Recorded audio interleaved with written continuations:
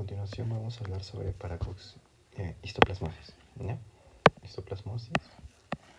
Microbiológicamente vamos a considerar que la histoplasmosis está causado principalmente por el Histoplasma capsulatum. Este va a ser un hongo dimórfico porque va a tener una forma micelial y una forma levaduriforme. En la fase micelial el hongo va a estar considerado como un ascomiceto, ¿no? La colonia B va a teñir de un color pardo y la colonia A de un color blanco. La reproducción asexual se da por macro y microconidias. En forma de levadura se puede hacer crecer en un cultivo, en un medio de BHI más sangre. La historia menciona que en 1906 Samuel Darling consideró la primera vez que se denomina como Histoplasma capsulatum a este hongo y lo consideró como un protozoario. En 1912, Enrique Rocha Lima lo consideró como una levadura. Pasamos a 1934, donde se aísla el cultivo y se considera de una forma dimórfica, tanto micelial como levaduriforme a este hongo. La epidemiología menciona que la distribución mundial está dado en lo que va a ser América generalmente. Vamos a tener más casos de incidencia en Norteamérica en comparación de América Central y del Sur. Aquí en el último vamos a encontrar simplemente zonas endémicas. Pero como mencionaba, en Estados Unidos, que es zona de Norteamérica, vamos a ver mayores casos de incidencia de histoplasmosis. El histoplasmosis lo vamos a encontrar nosotros, el histoplasma capsulatum, en suelos húmedos que tengan excremento de aves y murciélagos. Las condiciones esenciales para el desarrollo del hongo es la temperatura, humedad y el suelo, así que es un hongo geófilo, ¿no? Hay una asociación con pacientes inmunocomprometidos con VIH-Sida, para los cuales se hace un reconteo de células CD4 y linfocitos CD4 circulantes en sangre. Cuando hay una cantidad menor de linfocitos CD4, 150, hay una mayor posibilidad de infección por hongos. ¿Okay? El punto de corte es menor a 150. Incluso se considera desde menos de 200, pero nosotros vamos a hablar menor a 150. La mortalidad de histoplasmosis es de 10 al 60% de los casos. Este es un gráfico que representa la distribución de histoplasmosis en el mundo. Ahora hablemos aquí en el Perú. En la zona de Alto Guayaga, en el distrito de Rupa y Tingo María, o sea, ya estamos hablando acá de selva alta. Para el cóxido de micosis nos habíamos enfocado en lo que era la selva alta como lugar endémico, ¿no? Pero aquí estamos hablando de un lugar de Rupa en Tingo María, considerado un lugar turístico como es la Cueva de las Lechuzas, donde se reportaron casos de histoplasmosis. Y esto fue responsable de un efecto patológico que se causó y se denominó como la fiebre de Tingo María. Aquí ahora vamos a hablar sobre la infección en Estados Unidos. La infección en Estados Unidos menciona que 30 millones de sus pobladores han sido infectados por histoplasmosis, pero de ellos vamos a mencionar que anualmente hay una infección de 200.000 personas. Acá vamos a hablar de la histoplasmosis diseminada, que va a ser casos de pacientes inmunocomprometidos con VIH-Sida. La afección principal de este hongo va a ser al pulmón, pero esto no va a quitar que exista una diseminación a lo que va a ser la piel y mucosas. La diseminación de este hongo va a ser gracias a los macrófagos que conectan al sistema retículo endotelial. Debido a esto hay diseminación a piel y mucosa, así que podemos encontrar signos visibles. La patogenia menciona dos cosas: virulencia y mecanismo de defensa. La virulencia es la agresividad de un hongo con nuestro sistema inmune, ¿ok? La virulencia del histoplasmosis está dado por el alfa 1.3 glucano. Este carbohidrato va a alterar los receptores. Va a ser un carbohidrato que va a exacerbar nuestro sistema inmune, alterar los receptores de nuestros macrófagos alveolares, ¿ok? Entonces la virulencia está dada por el alfa 1.3 glucano. Los mecanismos de defensa que nosotros tenemos van a estar mediados por macrófagos, células dendríticas y linfocitos T. Los linfocitos T van a activar tanto nuestra respuesta humoral como respuesta celular. Entonces, si hablamos de huéspedes inmunocompetentes, el desarrollo de la enfermedad va a ser asintomático, incluso lo va a combatir nuestro cuerpo. La patogenia menciona también el desarrollo de la enfermedad desde la inhalación hasta la conducción al sistema retículo endotelial. Primero vamos a inhalar las microconidias del hongo que está en el suelo. Su medio de reproducción asexual, observa tanto micro y macroconidias. Lo inhalamos y llega hasta nuestro espacio alveolar. Los macrófagos alveolares reconocen el hongo por su forma de micro y macroconidias y lo va a engullir, ¿no? Entonces los macrófagos reconocen y engullen a las conidias, ¿no? Incluso podemos hablar que se da la activación de las citoquinas proinflamatorias, ¿no? Al ser engullidas, las microconidias se transforman en levaduras por medio de gemación. Y esto va a depender de dos iones, va a ser ion calcio y ion hierro. Entonces, para que dentro del macrófago el hongo en su forma micelial pase a levadura, va a necesitar tanto de calcio y de hierro. Gracias a ello va a convertirse en levadura dentro del macrófago. Entonces, ¿qué va a pasar después de eso? Las levaduras van a proliferar, van a multiplicarse dentro de los macrófagos en la fase de reposo. Va a haber una multiplicación de las levaduras y los neutrófilos y los linfocitos van a ser atraídos al sitio de infección. Antes de que se genere la inmunidad celular, las levaduras usan fagosomas como vehículos para ir a los ganglios linfáticos locales que drenan la zona de donde se dispersa por la sangre a todo el sistema retículo endotelial. 2 semanas después vamos a ver la aparición de nuestra respuesta inmunitaria celular suficiente para combatir la infección, ¿no? Los linfocitos T producen IgG para auxiliar a los macrófagos y destruir el moho y controlar la enfermedad. Luego se liberan interleucinas 2 y factores de necrosis tumoral alfa. El sistema retículo endotelial va a estar conformado por dos elementos principales: los monocitos en sangre y los macrófagos en los tejidos. El rol de la inmunidad: vamos a tener inmunidad innata mediada por neutrófilos, macrófagos y células dendríticas. Vamos a tener nuestra inmunidad adquirida por los linfocitos T, tanto CD4 y CD8. La virulencia, como mencionaba, es la agresividad que tiene el hongo para infectar. La alteración de los receptores, mediado por el carbohidrato alfa 1.3 glucano. Los factores de riesgo: vamos a hablar personas que viven en áreas endémicas, ¿no es cierto? Ya habíamos mencionado áreas endémicas. Más que nada, esto va a afectar a personas de Norteamérica, pero también acá en el Perú se dan casos, como habíamos visto, ¿no? El caso reportado en la cueva de las lechuzas. Ahora, un factor predisponente que predispone en el hospedador va a ser pacientes inmunocomprometidos con VIH-Sida, especialmente pacientes que tienen un conteo de células CD4 menores a 150 por milímetro cúbico, como estábamos mencionando, ¿no? También van a ser factor de riesgo personas que tengan el factor de necrosis tumoral alfa inhibido, o personas que tuvieron trasplantes de órganos, o personas que tuvieron el trasplante de médula, ¿no? Otro factor de riesgo para desarrollar esta enfermedad va a ser extremos de edad, tanto menores de 2 años y mayores de 50 años, son los extremos de la edad, ¿no? Y otras causas también de respuesta, supresión de respuesta inmunitaria, ¿no? O disfunción de la misma. Formas clínicas: vamos a tener 4 formas, pero vamos a ver solo 3. La histoplasmosis pulmonar aguda, crónica, africana y diseminada. La última va a ser la más peligrosa y la que se relaciona directamente con el VIH-Sida. Vamos a comenzar a hablar un poco de la infección aguda. La infección aguda va a ser la primera infección y va a haber casos de reinfección aguda. Ahí vamos a encontrar también complicaciones, ¿no? La histoplasmosis crónica se va a dividir tanto en cavitatoria y no cavitatoria. Vamos a comenzar con la infección primaria aguda. Los síntomas van a ser subclínicos, 90% de los casos asintomáticos, porque si existe un sistema inmune competente, no hay inmunodepresión, entonces va a ser asintomático. Pero ahora el hongo ingresa, va a haber una incubación de 1 a 3 semanas, o sea, de 7 a 21 días. ¿No? Si hay inmunodepresión, la incubación será de 1 a 3 semanas y va a haber un cuadro pseudogripal. Los síntomas son pseudogripales, ¿no? Fiebre, cefalea, tos no productiva, escalofríos, dolor torácico, malestar general, manifestaciones reumatológicas, ¿no? Va a ser un cuadro pseudogripal. Va a haber una radiografía de tórax de pacientes con histoplasmosis pulmonar aguda, ¿no?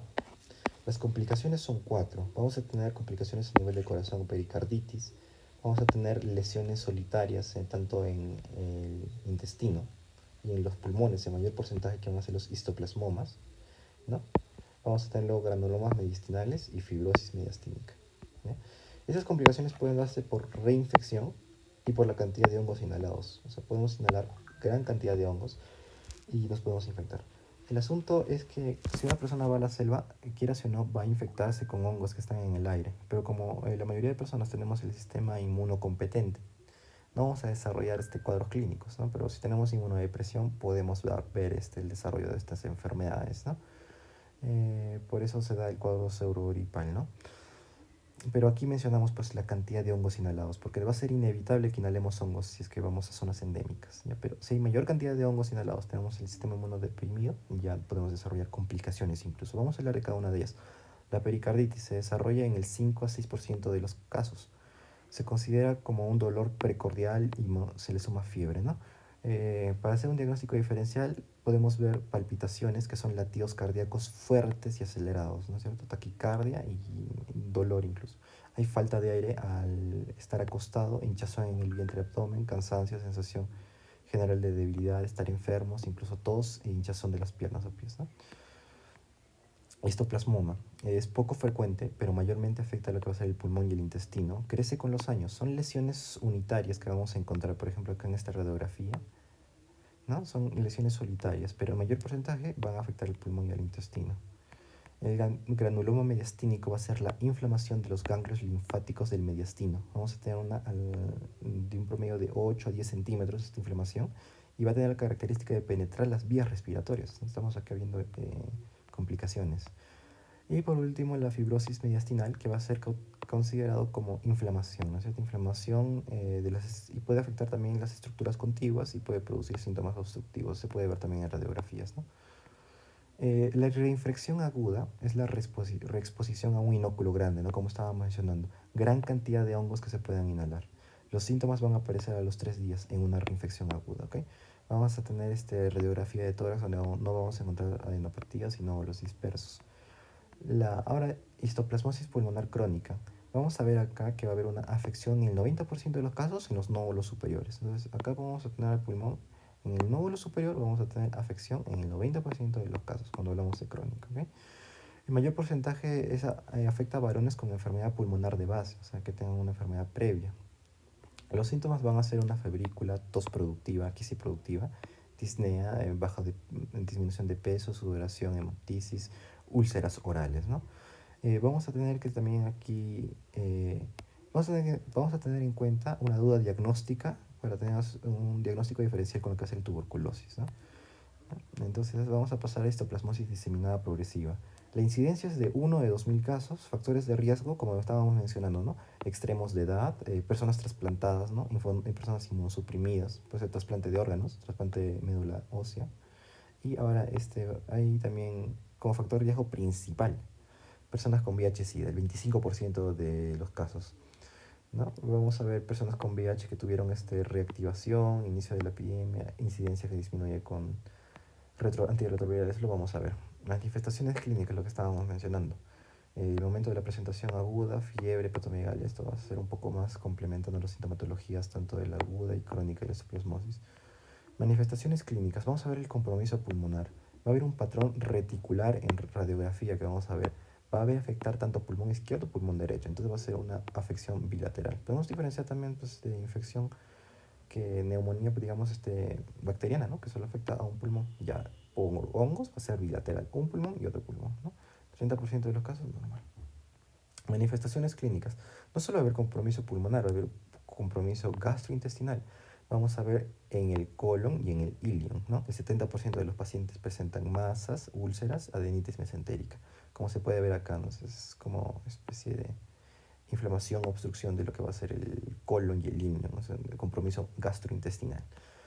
No solo vamos a ver compromiso gastrointestinal, también compromiso dérmico. En el 10 a 15% de los casos van a presentarse con pápulas, pústulas umbilicales, ¿no? Úlceras orales en la piel. Ahora, se puede presentar como se muestran aquí en las imágenes, ¿no? Múltiples pápulas eritematosas en la piel en pacientes con histoplasmosis, ¿no? Pero esto ya lo vamos a ver en casos con pacientes con VIH-Sida. Estamos aquí dentro de histoplasmosis diseminada, ¿no? Va a haber úlceras necróticas única en pacientes con VIH y histoplasmosis, ¿no? Aquí se pueden hacer biopsias, ¿no? Vamos a observar granulomas, que se había explicado también en la clase de paracoccidioidomicosis. Macrófagos con levaduras, ¿no? Vamos a ver esto. Manifestaciones clínicas, compromiso suprarrenal. Va a haber también compromiso del sistema nervioso central y síndrome de hemofagocítico, ¿no? ¿Ya? Va a haber también inflamación de lo que va a ser los glándulas suprarrenales. Para el diagnóstico nos vamos a dividir en diagnóstico microbiológico y diagnóstico serológico. En el microbiológico vamos a ver visualización directa en microscopio. Aquí vamos a hablar de biopsias. Van a haber dos tipos de tinciones, tinción de Grocott y tinción de Wright-Gienza. ¿Okay? Aquí vamos a ver los macrófagos con las levaduras en su interior. Y luego vamos a ver también el cultivo, ¿no? El cultivo va a ser por agar saburoud, ¿no? Que va a ser para toda la mayoría de hongos. Y también el agar VIH más sangre. ¿Okay?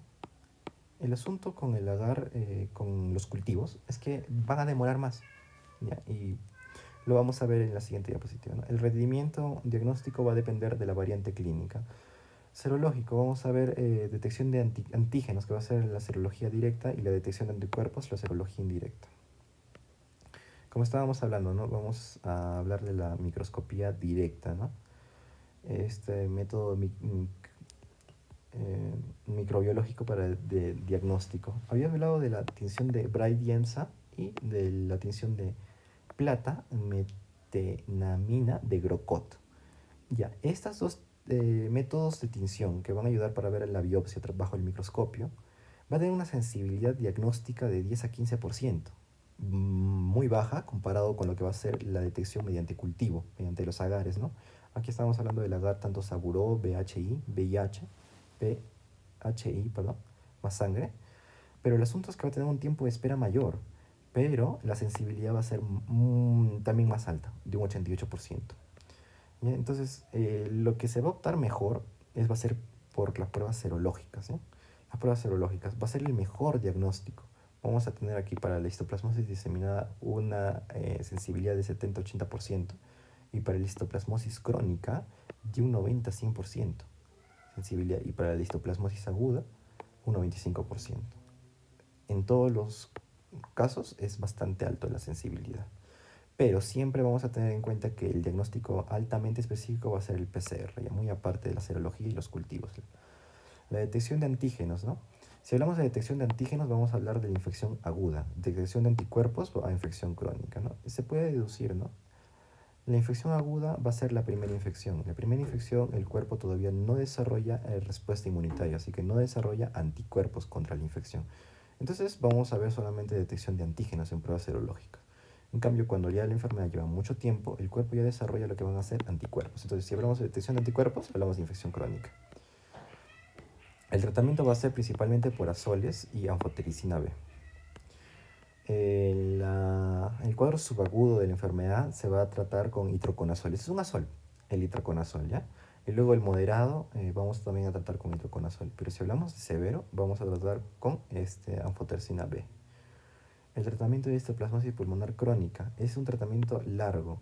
¿Cuánto tiempo va a tratar? Durante meses. ¿Por qué durante meses? Porque la levadura está dentro del macrófago de una manera parasitaria. Y vamos a suministrarle el tratamiento hasta que veamos mejorías. Vamos a ver varias maneras de hacer el seguimiento. Como estamos hablando aquí de un caso crónico, vamos a ver la mejoría por imágenes, ¿no? Entonces vemos que ha mejorado, ya encontramos ese patrón miliar o reticular en los pulmones. Entonces podemos optar por dejar el tratamiento o dejar de lado el tratamiento, porque ya encontramos mejoría. El 20% de los casos puede haber reincidencia, entonces se puede hacer un seguimiento de 1 a 2 años con diagnóstico por imágenes, como estamos viendo acá. La histoplasmosis diseminada progresiva va a ser en pacientes con VIH-Sida, ¿no? El caso más severo vamos a tener acá. Vamos a iniciar simplemente, acá hay pasos, ¿ya? Pasos para el tratamiento. Si tenemos pacientes con VIH-Sida, el primer paso va a ser el tratamiento antimicótico. Vamos a atacar al hongo. Al mes del tratamiento, el segundo paso va a ser tratamiento antirretroviral, TARG. Y tercer paso va a ser un seguimiento, el control del conteo del linfocito CD4 circulante. Que no sea menor a 150, porque si sigue siendo menor, entonces seguimos en un cuadro de histoplasmosis, ¿no? Como estamos mencionando acá, pacientes con VIH-Sida, se va a iniciar con un tratamiento antirretroviral al mes de iniciado el tratamiento antifúngico, antimicótico. Y se va a descontinuar el tratamiento cuando se encuentre CD4 mayor a 150, ¿no? Como estábamos mencionando. El 150 va a ser nuestro punto de corte. Entonces, si vemos que los linfocitos CD4 han superado la barrera de 150, se puede optar por dejar de lado el tratamiento. Pero siempre se va a ver un seguimiento de los pacientes, ¿no? Se va a ver también un seguimiento de la concentración de antígenos durante 12 meses post-tratamiento. Hablemos de la profilaxis. La profilaxis va a considerar fármacos azoles. Aquí, en histoplasmosis, vamos a hablar del itraconazol como principal tratamiento de azoles para este hongo. ¿Ya? Vamos a considerar el itraconazol por el precio incluso, porque la infantericina B es bastante caro. Y vamos a ver también la profilaxis pacientes que tengan VIH-Sida, sobre todo con un reconteo de linfocitos CD4 menor a 150. También vamos a tener como profilaxis, como prevención, tener en cuenta áreas endémicas, áreas con incidencia de histoplasmosis. Entonces, si vienen casos clínicos, tenemos que tener en cuenta estos 3 puntos principalmente. Reconteo de CD4 menor a 150, si es así, mayor predisponibilidad a infección por hongos. Y también control endémico, zonas donde esté el paciente. Y pues como tratamiento inicial vamos a tener el itraconazol, ¿no? En casos graves, anfotericina B. Entonces podría recomendarse otras inmunosupresiones. Listo. Entonces así estamos terminando con histoplasmosis. Y rápidamente vamos a hablar de dermatomicosis, que se habló en un seminario.